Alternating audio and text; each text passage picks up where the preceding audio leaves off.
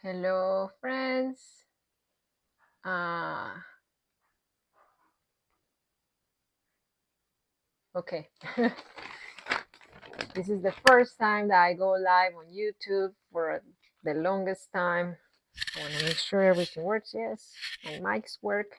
I'm wrapping my Christmas presents. I was doing a live. Let me go back here.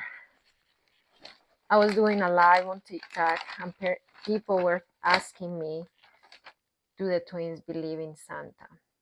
And then, yes and no. And this is why.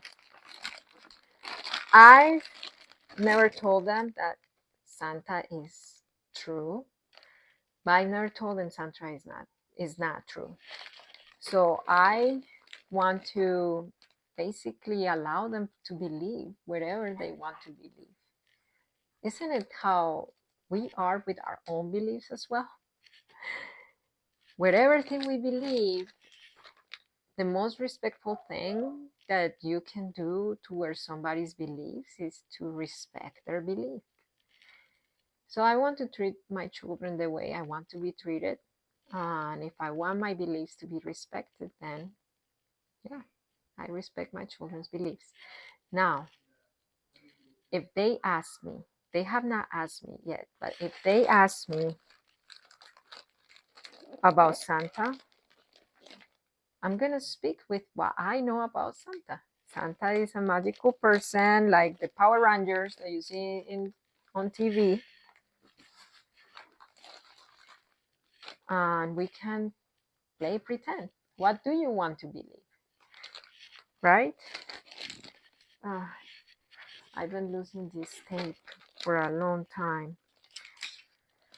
So when they start asking questions, I'm going to just tell them what I think about it.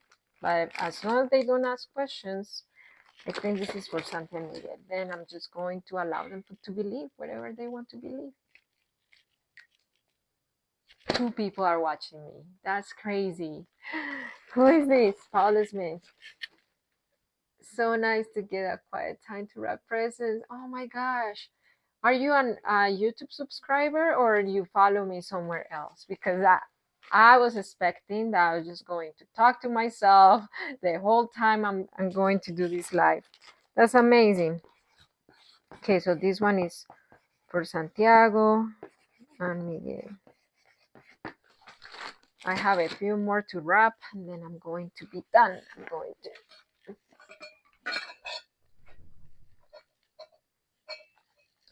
just making sure that they don't end there. Because I don't want them to see me wrapping presents, right? That's not fun. So this big one is going to be for both of them. They're going to have to share. Now that they are almost 8, we do share, share toys. Sometimes we give them toys to share. When they were a little younger, it was more challenging and we didn't do it. And it's because it has to do with development. A child under 3 or under 4, is not developmentally even ready to understand cooperative play. So you would really be setting them up for failure to just give them one thing for both. And I know that financial considerations take a big part on that. Sometimes you have to do it. But I had the privilege of being able to give them their own gifts. But now that they're old enough, I could buy them more expensive gifts to share because they're developmentally ready and able to share. Okay, so they've been asking for this one. This is their biggest present that they're getting. This is like a 200 and something Lego thing. Isn't it crazy? Like Legos are expensive. Man. I follow you everywhere. I'm part of Parenting with Understanding. Oh yeah, I think I remember you. Didn't we have a meeting one day? You have a child and he has OCD or some kind of OCD tendencies. Is that you? Okay, let's see how I'm going to wrap this. It's gonna be interesting. My cat just woke up. She said, like, what's going on here? It's heavy. Oh my goodness, this is so heavy. And Brian just buys the cheapest wrapping paper he can ever find, which is a little annoying because you have to be very careful, otherwise you're gonna rip this very cheap paper. I would rather spend a little bit more and not to have to worry about ripping paper.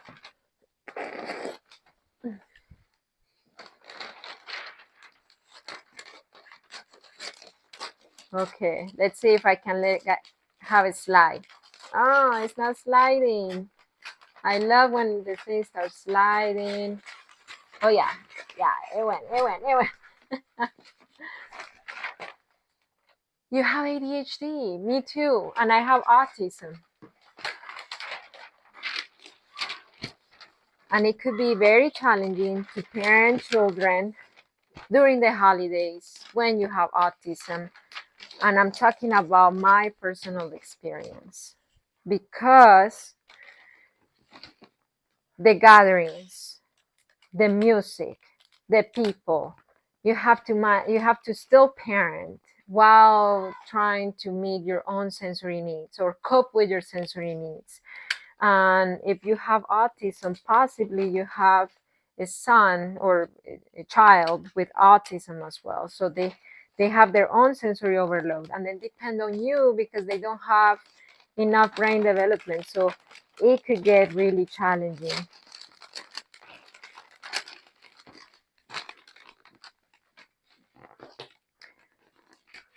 What am I doing to survive it?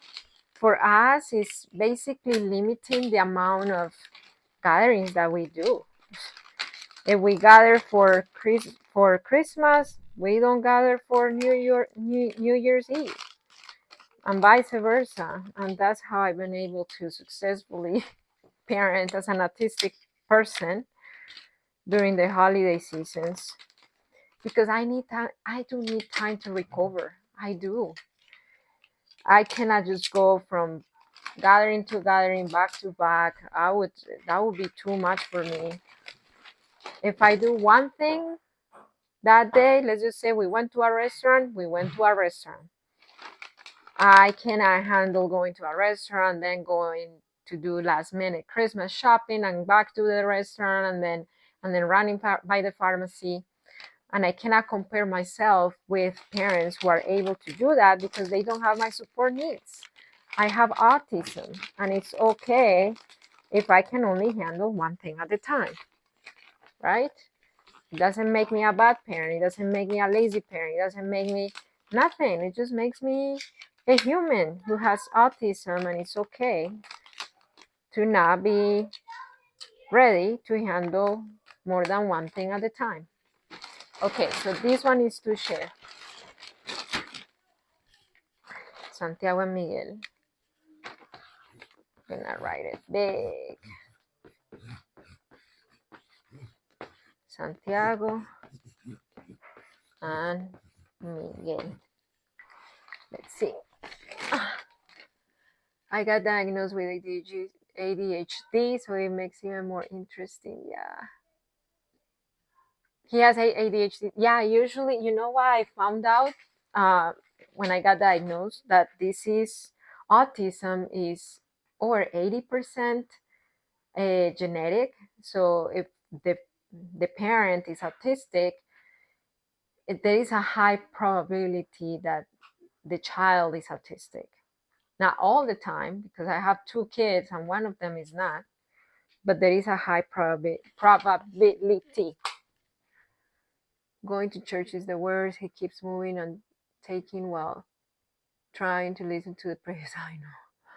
I'm really bad controlling myself. Oh yeah, because of the sensory. I don't know how else to explain to stay quiet. It's hard. Like, I know that church is a big thing for a lot of people and even for ourselves because we are Christians and we understand my needs, my son's needs, and during these times that so many people go to church and it's kind of messy and loud and big, even bigger crowds than the normal days, we don't go. But I'm not saying for you to do what I do. That's how we handle it, you know? Okay, where do I put this? My cat is like, what's going on? What's going on? Why are you making such a big mess and noise? She's like, I'm trying to take a nap. Leave me alone.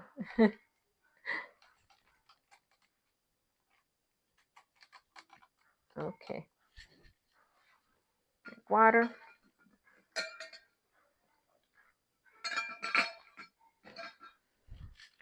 What else? What else do I have to wrap? Ah, Santi. He is a big journaler. So I'm going to keep wrapping here.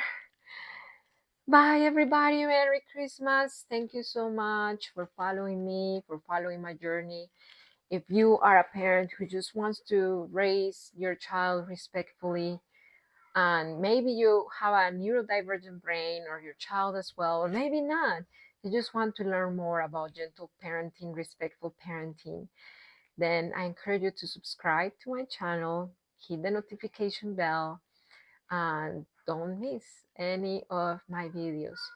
If you've been following me for a while and then you want to have a personalized experience with me for other members of HIC Parenting, then we do have a free parenting assessment call for you to get a call with us one-on-one, where we get to understand your needs, your desires, and give you a roadmap towards more peace in your parenting. All you have to do is go to apply.hicparenting.com and then book your free call, or go to the link in our bio on Instagram, on TikTok, and you can see it there. The last thing is that I want to tell you is that you are a great parent, and remember that it only takes understanding of yourself as a parent and of your children to transform your parenting. See you next time. Bye.